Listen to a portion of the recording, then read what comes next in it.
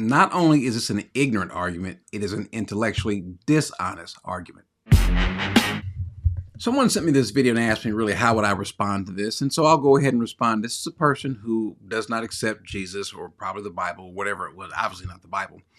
This is a person who does not accept Jesus, who he is, or the Bible, and so he's trying to talk someone using some sort of logic into why they should not prove Jesus is God or Jesus is who he is and so forth. And so I want you to listen to this. I'll come back with a response after this. A young lady asked me to prove to her, she's been listening to Black Liberation Radio lately, she asked me to prove to her that Jesus never existed or that Moses never existed.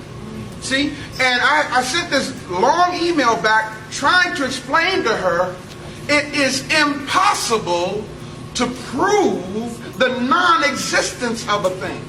Let me just say this. It's not impossible to prove the non-existence of a thing. Can I prove that the earth never blew up 40 years ago? Sure, I can.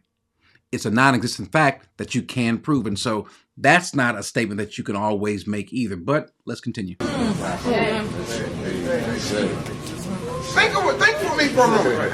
If something never existed, how can I prove that it doesn't exist? So I told her, I said, let me reverse the challenge. Prove to me that it did exist. And I will pay all of your living expenses for the rest of your life. Now, here's where it is ignorant and intellectually dishonest. For example, and I can make it personal. Matter of fact, I've had these conversations before where guys want to just say little silly things, whatever. I would say, well, fine. Prove to me that your father is really your father. There's no way that you can prove to me, the operative word, that your mother was not as chaste or as godly as you would like to think. As a matter of fact, there's no way you could prove it as well. Why? Because you don't know. Now, the only proof you could offer, which is the same proof that you could offer that your father is actually your father. And you say, well, wait a minute, Corey, there's scientific proof. We'll see. The only proof that you can offer is by the word or testimony of someone else. But wait a minute, Corey, what about in the example of DNA? Well, some person's got to interpret that and tell you what it says. You're not a scientist. Can you read it? Can you see what this is? No. And so someone has to tell you this. Someone has to tell the person that's actually using this scientific data how do they read about it, they learned about it, how to interpret it. How do we know who was the first president? How do we know who was the third president of the United States? How do we know who was the 15th or 16th president? Someone told us. This is where it becomes intellectually dishonest. Now we don't want to believe what someone tells us based on the fact that I don't like what someone tells us. Now, obviously, we don't just go off of whatever anyone tells us. There's got to be an intellectual way to see if, or to determine, or to measure if what's being said is a fact. You see? Right. That's what we should be. And I asked her, I said, you're asking me to prove to you that there was no Adam, there was no Eve, there was no Noah, you asked me to prove this to you. Did you ask your original teachers who taught you this to prove to you then that they existed? No. The answer is no. Now, let's be clear. Even without someone telling you about the existence of Jesus, about the existence of Moses, about the existence of God, they have already have the information at their disposal to see that there is God. Jesus says, Paul says, in Romans 1, he says, for the wrath of God is revealed from heaven against all ungodliness and unrighteousness of men who suppress the truth in unrighteousness. So what we see here is him suppressing the truth, because that which is known about God is evident within them, for God made it evident to them. What he knows is a fact. He is suppressing. He didn't want to open up and say, yeah, there's a God. Why? For since the creation of the world, his invisible attributes, his internal power and divine nature have been clearly seen, being understood through what has been made, so that they are without excuse. In other words, you look at the earth, you look at the world, you look at all the creation, you know someone created that. You look at the human body, all of the different cells and how they work in perfect harmony, someone created. That's not about a happenstance. You look and see that every single person is a duplicate of someone else, two other beings coming together and procreating. Well, how in the world, what's the likelihood, the possibility of one human existing in the form that they do, not evolving, being able to procreate with the opposite gender? What's the likelihood of there even being an opposite gender, but then being able to come together and create another one? And the likelihood, what's the likelihood of that happening, being able to be sustained in a local environment that's suitable for them to eat, to supply them with food, with heat, with water, protection, enough gravity from the larger environment that is the earth, and the earth to be in a suitable environment to where it's not too far from the sun, not too close, the right gravitational force, because it's got this other moon, this other body, this moon, that helps to balance the tides and our seasons and our gravity.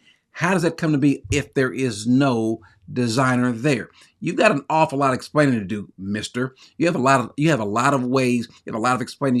You have to tell us how that's not a fact, how that came to be, and then see if that makes any sort of scientific sense. Now, going back to the Bible, because this is his issue and this is what he wants to try to refute people. Well, let's go and see. Now, by the way, this is not a new thing. Even those who have faith, there can be a little bit of doubt.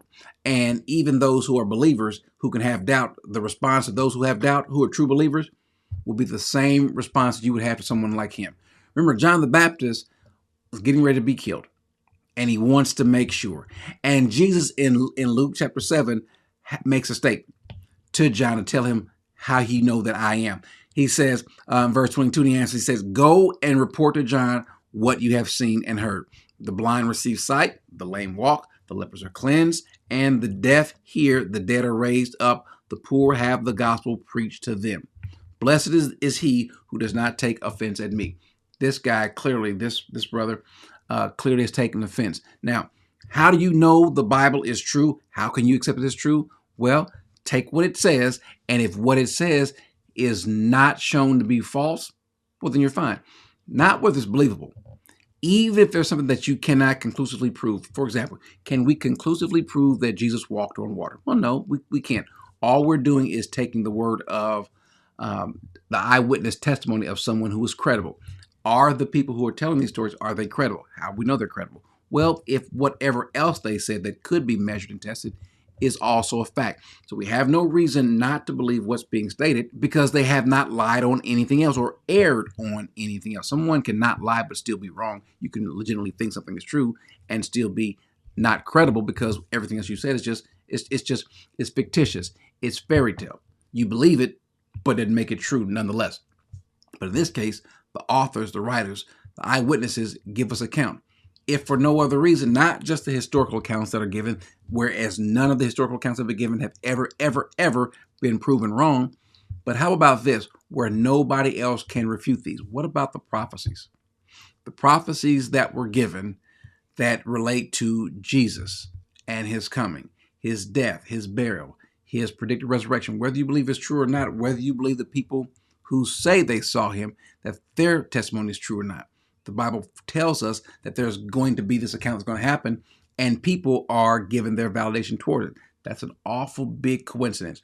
But then even something that has nothing to do with Israel, with Jews, with Jesus, but it's spoken of to Israel about someone like Alexander the Great. Look in Daniel 11, verse 1. He's speaking of, I won't read the whole story, but about the rise and fall of Alexander the Great, particularly the fall of Alexander the Great. And that verse 4 says, but as soon as he has arisen, his kingdom will be broken up and parceled out toward the 4 points of the compass, though not to his own descendants, his own posterity. None of his own children will receive an inheritance, nor according to his authority, which he wielded, for his sovereignty will be uprooted and given to others besides them. And then we talk about what happens with the king of the south and the king of the north, and there's this allegiance, and one daughter is given to Mary, and then there is this affair. The child from the affair is going to be the new king, but the scorned wife is going to predict all of this in Daniel 11, is going to rise up, kill the child of adultery, kill the mistress, the king, and place her son on the throne. All hundreds of years before it happens. And it happens to a T. Now, we write that, we know it was written before it happens, but he won't accept that. So we can prove in any other way that you would want to prove something to be a fact, just by someone else's writing and their testimony. Their attestation to those facts gives validity if we can go and look at the facts, which we can in the Bible, such as these prophecies that have clearly come true, especially those regarding Jesus. Is there a historical person named Jesus? That is a fact. How do we know so? Because historians, even those who are not Christians, who have no love for Christians, have written about this fact. Now, a person like him can choose to believe it or deny it. He's obviously going to deny it, which is fine. That will be to his detriment. But do not think that fact, logic, science, reasoning is on the side of the detractors. It is not. If a person is logical, if a person wants to be factual, if a person wants to be historical, if a person wants to follow the truth, if they even want to follow science, they will find themselves squarely in the camp of Christianity and believe that Jesus existed and that he is God and he died for our sins. Amen.